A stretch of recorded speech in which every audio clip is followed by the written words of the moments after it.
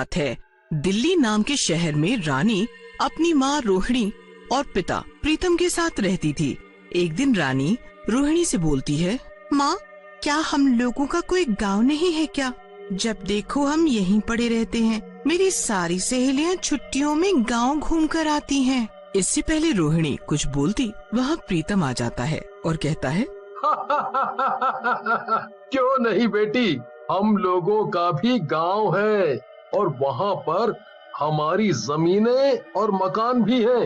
लेकिन तुम्हारे दादा और दादी की मौत के बाद हम कभी वहाँ नहीं गए। प्रीतम की बात सुनकर रानी बोलती है, तो पिताजी इस बार मुझे ले चलिए ना गांव। मुझे गांव देखना है और अपनी सारी सहेलियों को भी बताना है कि हमारा भी गांव है। रानी की बात मानकर प्रीतम गांव जाने की टिकट करा लेता है और फिर वो तीनों गांव के लिए ट्रेन में बैठकर चल पड़ते हैं। रानी ट्रेन में बैठकर बहुत खुश होती है। वाह माँ, मजा आ गया, ट्रेन इतनी अच्छी होती है, मुझे तो पता ही नहीं था। लेकिन रानी की ये खुशी ज्यादा देर तक नहीं रह पाई। थोड़ी ही देर में ट्रेन पर सामान बेचने वाले आने लगे और तरह तरह की आवाजें लगाने लगे। चने जोर गरम गरम ले लो बाबू, चने जोर गरम, चने जोर गरम ले लो बाबू, चने जोर गरम, चने वाला, चने वाला, चने वाला आया, चने वाला। इन सब की आवाजें सुनकर रानी परेशान हो जाती है और रोहिणी से बोलती है, माँ, ये सब क्या है और ये लोग कहाँ से आ गए हैं? इन्होंने तो ट्रेन में बैठना भी मुश्किल कर दिया है। कितना शोर है यहाँ। रानी की बात सुनकर रोहिणी और प्रीतम हंसने लग जाते हैं और कहते हैं, मेरी रानी बेटी, इतनी जल्दी गुस्सा नहीं होते। ये सब तो ट्रेन में होता रहता है, समझी? फिर रानी वहाँ से चली जाती है और ट्रेन के दरवाजे के पास चली जाती है। रात का समय था। ट्रेन के दरवाजे पर ठंडी ठंडी हवा आ रही थी। तभी रानी को लगता है जैसे कोई उसका पैर खींच रहा है। रानी डर जाती है और पीछे हो जाती है। ये क्या था? मुझे ऐसा क्यों लगा जैसे कोई मेरा पैर खींच रहा है? तभी उसकी नजर अपने पैरों पर पड़ती है। उसके पैरों से उसकी चप्पल जा चुकी थी। ये देखकर रानी बहुत घबरा जाती है और रोहिणी और प्रीतम के पास जाकर उन्हें पूरी बात बताती है, जिसे सुनकर प्रीतम बोलता है, अरे तुम डरो मत बेटी, ट्रेन में कई बार ऐसा लगता है तुम दरवाजे के ज्यादा पास चली गई होगी। फिर रानी डरते डरते ट्रेन में सो जाती है और अगले दिन जब उसकी आंख खुलती है तो उसकी ट्रेन उसके गांव वाले रेलवे स्टेशन पर खड़ी होती है। प्रीतम रानी से कहता है, उठ जाओ रानी बेटा, हम अपने गांव आ गए हैं। फिर प्रीतम, रानी और रोहिणी गांव में अपने घर के अंदर चले जाते हैं। घर बहुत ही बड़ा होता है। रानी घर को देखकर बहुत खुश होती है और प्रीतम और रोहिणी से बोलती है, पिताजी, अपना गांव का घर तो बहुत ही बड़ा है, शहर वाले घर से भी बड़ा। आप मुझे पहले क्यों यहाँ नहीं लाए? मैं अभी घर देखने जा रही हूँ। ऐसा कहकर रानी घर देखने के लिए चली जाती है। गांव का घर बहुत ही बड़ा होता है और उसमें कई कमरे होते हैं। रानी भी एक कमरे के अंदर जाती है। कमरा बहुत ही साफ सुथरा होता है। अरे वाह, कितना सुंदर कमरा है, मैं तो इसी कमरे में लेटूंगी, मजा आ जाएगा।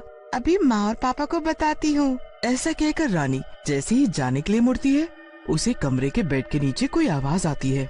रानी कमरे के नीचे झांक कर देखती है तो उसे बेड के नीचे एक कंकाल दिखता है, जो उसे देखकर हंसने लगता है। रानी ये देखकर घबरा जाती है और जोर से चिल्लाती है। उसकी चीख की आवाज सुनकर प्रीतम और रोहिणी घबरा जाते हैं। अरे क्या हुआ? ये रानी इतनी जोर से क्यों चिल्लाई? लगता है इसने कोई जानवर देख लिया है। ऐसा कहकर रोहिणी और प्रीतम रानी के कमरे की तरफ भागते हैं। प्रीतम रानी के पास जाता है और बोलता है, क्या हुआ? क्या हुआ रानी बेटी? इतनी जोर से क्यों चिल्लाई? कोई जानवर देख लिया क्या? रानी घबराते हुए बेड की तरफ इशारा करने लगती है। प्रीतम और रोहिणी बेड के चारों तरफ और नीचे देखते हैं।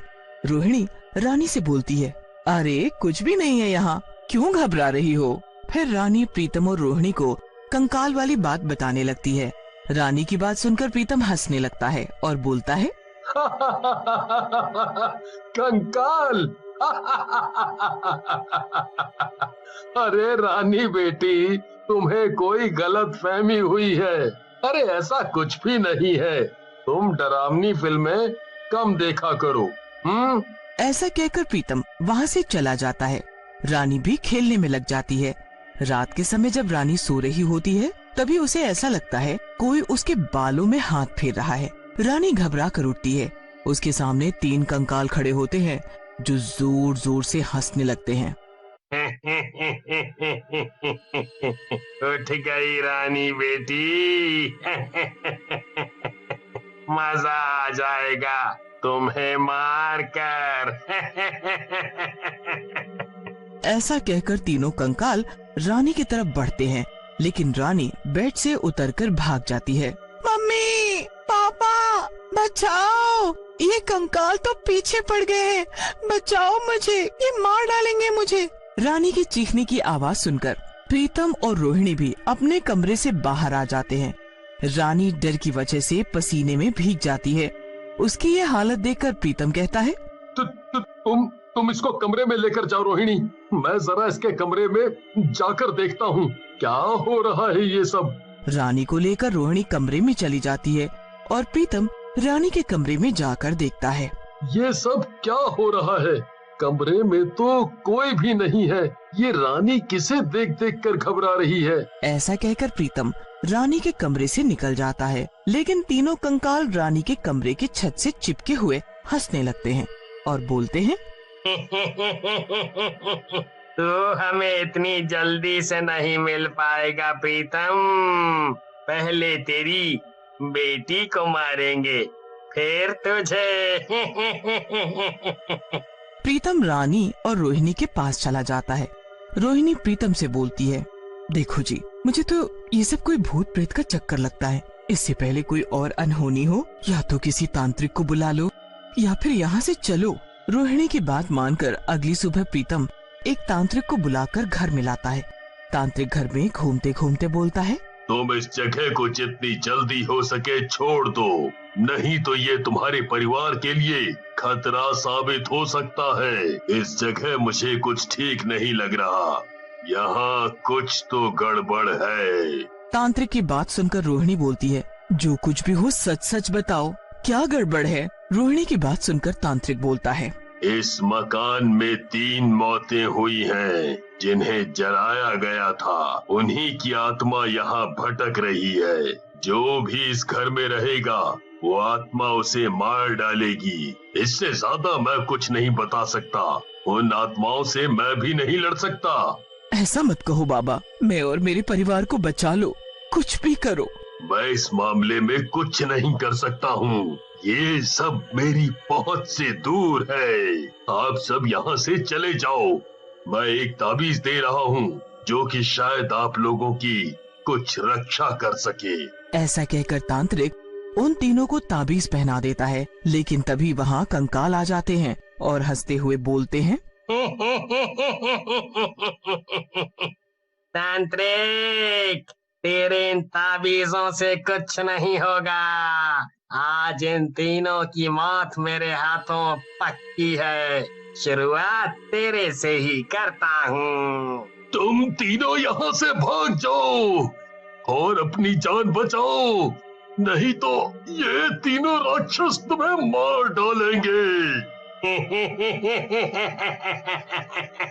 कहाँ तक भागोगे तुम तीनों? आज तुम्हारी सबकी मौत हम तीनों के हाथों पक्की है। ऐसा कहकर कंकाल भी उनका पीछा करने लगते हैं। रानी, रोहिणी और प्रीतम भागते भागते एक ट्रेन पर चढ़ जाते हैं, लेकिन तभी वो ट्रेन झटका मारकर रुक जाती है। प्रीतम झांक कर देखता है तो ट्रेन के आगे वही तीनों कंकाल खड़े होते हैं। एक कंकाल उन तीनों के पास आता है और बोलता है, कहाँ तक भागेगा रे प्रीतम? बचपन में भी तू हम तीनों को मार कर भाग गया था और अब भी भाग रहा है। कंकाल के मुंह से बचपन की बात सुनकर रोहिणी कंकाल से बोलती है, ये कैसी बातें कर रहे हो तुम? ये तो कभी गांव में रहे ही नहीं। कंकाल फिर रोहिणी को सारी बात बता देता है, जिसे सुनकर रोहिणी गुस्से में बोलती है, ये तो इसने बहुत गलत किया तुम लोगों के साथ, लेकिन इसकी गलती की सजा मेरी बेटी को क्यों? उसकी तो कोई गलती नहीं है, उसे जाने दो, छोड़ दो उसे। रोहिणी की बात सुनकर कंकालों को रोहिणी और रानी पर दया आ जाती है और कंकाल बोलता है, ठीक है बहन, तुम और तुम्हारी बेटी यहाँ से चले जाओ। लेकिन इस दुष्ट को हम नहीं छोड़ेंगे। तुम जाओ यहाँ से।